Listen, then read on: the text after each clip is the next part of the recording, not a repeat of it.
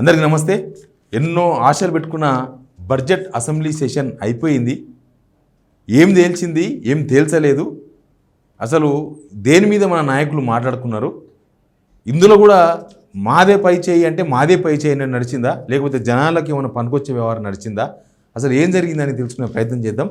ఎందుకంటే మళ్ళీ assembly session రావాలంటే మళ్ళీ 6 months ఆగాలి, లేదా మళ్ళీ వానాకాలంలో పెడతారు. వానాకాలం సెషన్, వానాకాలం ఒకటి, చలికాలం ఒకటి, ఈ బడ్జెట్ సెషన్ ఒకటి, అంతే. కాబట్టి ఈ సెషన్లు వచ్చినప్పుడే కొద్దిగా చర్చ జరుగుతుంది, లేకపోతే ఇప్పుడు రాజకీయాలే జరుగుతాయి. ఇప్పుడైతే కంప్లీట్ రాజకీయాలే, పరిపాలన జీరో, రాజకీయాలు 90%, 100% అయిపోయింది. అందుకే ఏం జరిగింది తెలుసుకునే ప్రయత్నం చేద్దాం. ఇది మొత్తం 11 రోజులు అసెంబ్లీ నడిచిందని స్పీకర్ ఆఫీస్ నుంచి ఇచ్చిన bulletin. Number of hours which is assembly work 97 గంటల 32 నిమిషాలంట.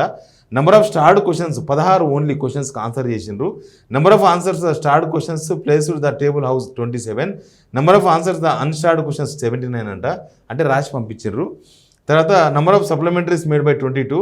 Number of speeches made by the members 146, అంటే ఒక్కొక్కరు 2 సార్లు మాట్లాడితే 2 లెక్కేస్తారు అనమాట. Number of government resolution adopted 3 resolution చేసిండ్రు.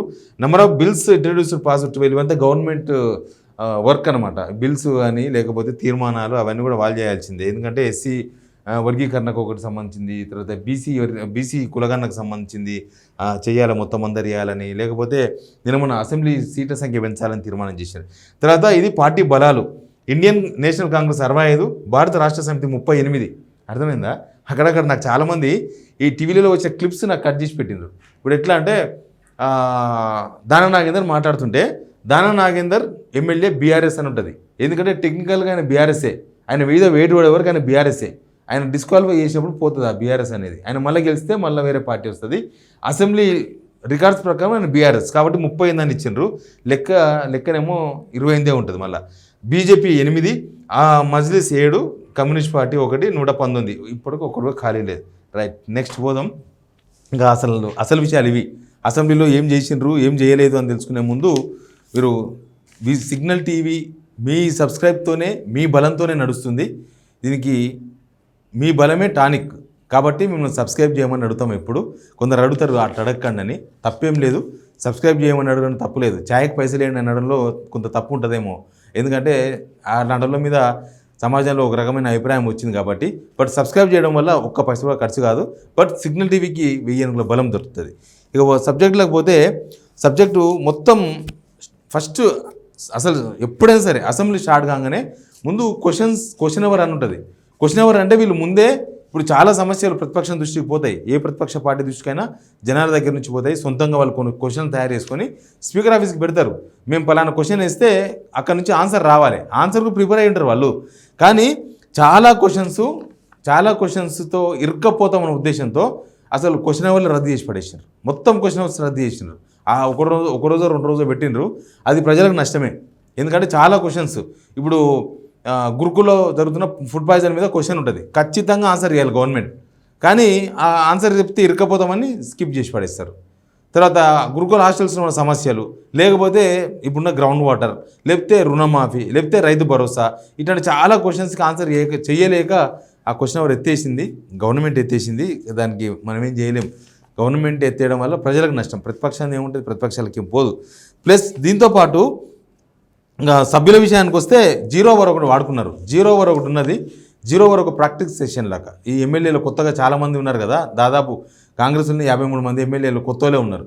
కాబట్టి వాళ్ళకు ప్రాక్టీస్ సెషన్ లాగా వాళ్ళ కాన్స్టిట్యున్సీలో ఉన్న సమస్యనో, లేకపోతే మా కాన్స్టిట్యున్సీలో రోడ్ అయ్యానో, లేకపోతే రకరకాల సమస్యలు లేవనెత్తిండ్రు.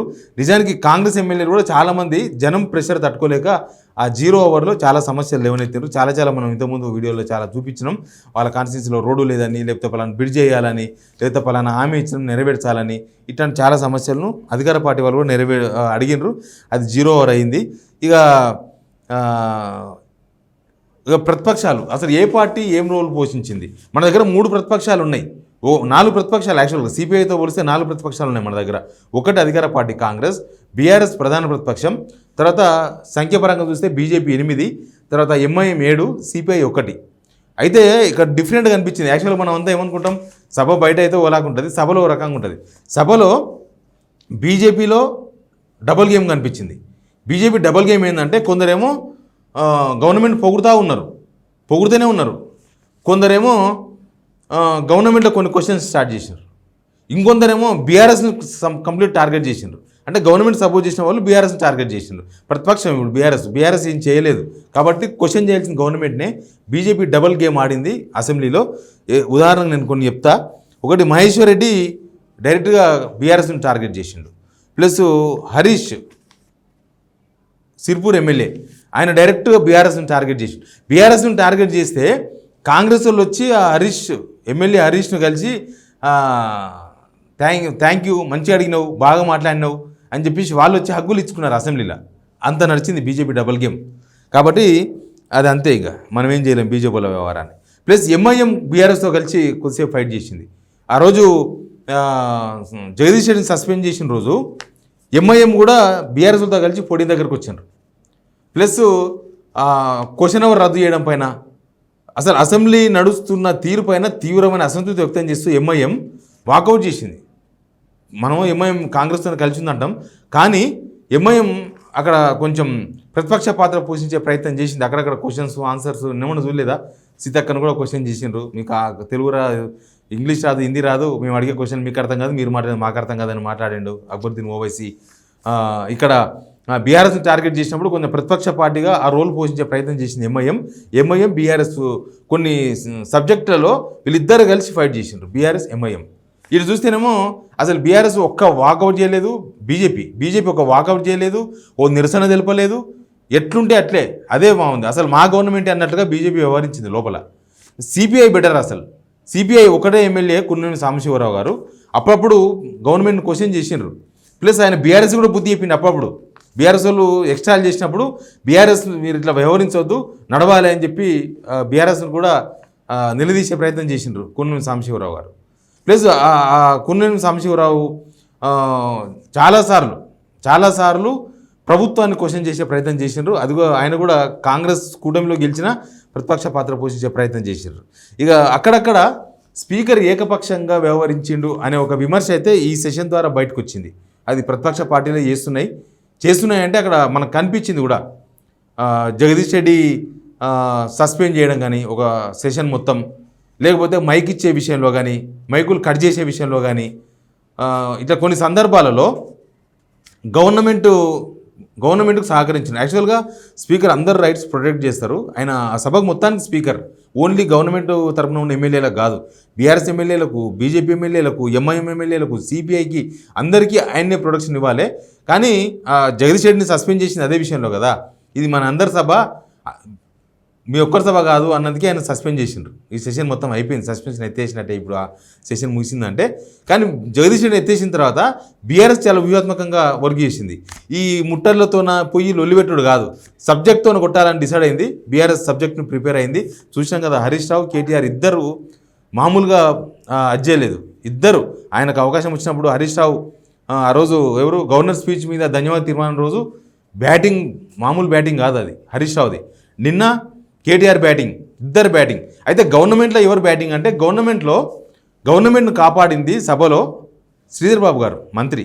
మిగతా మంత్రులంతా కూడా గాలివాటం మాటలు మాట్లాడింది. కానీ శ్రీధర్ బాబును సభను మేనేజ్ చేసిర్రు. అటు ఇటు వీళ్ళతో మాట్లాడి వాళ్ళతో మాట్లాడి అవసరం వచ్చినప్పుడు అవసరమైతే గట్టిగా మాట్లాడి అన్నీ చేసింది శ్రీధర్ బాబు. శ్రీధర్ బాబుని మెచ్చుకోవచ్చు.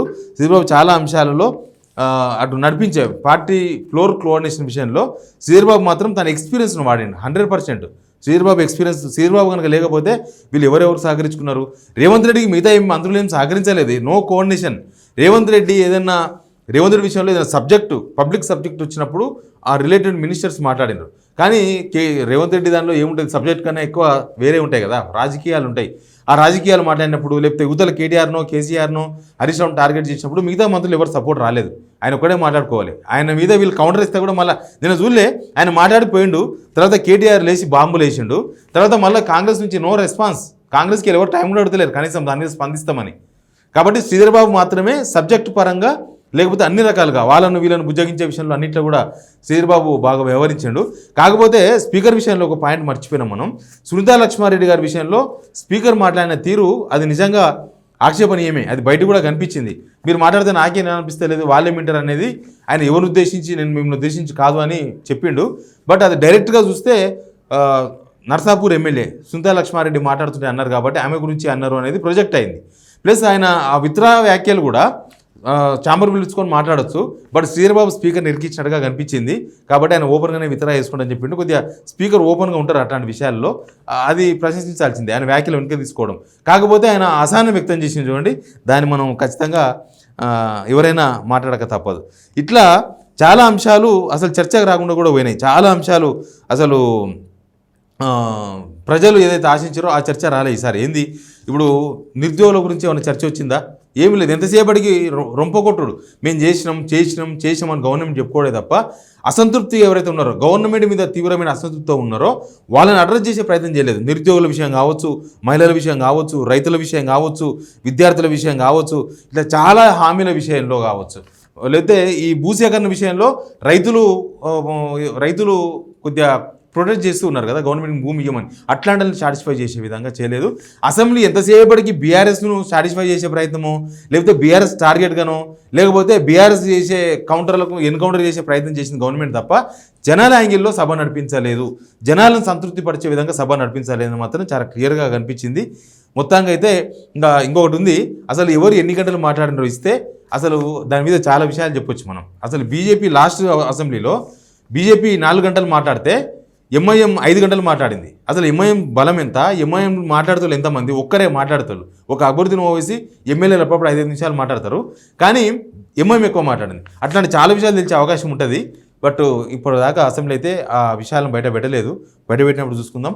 Please subscribe signal TV.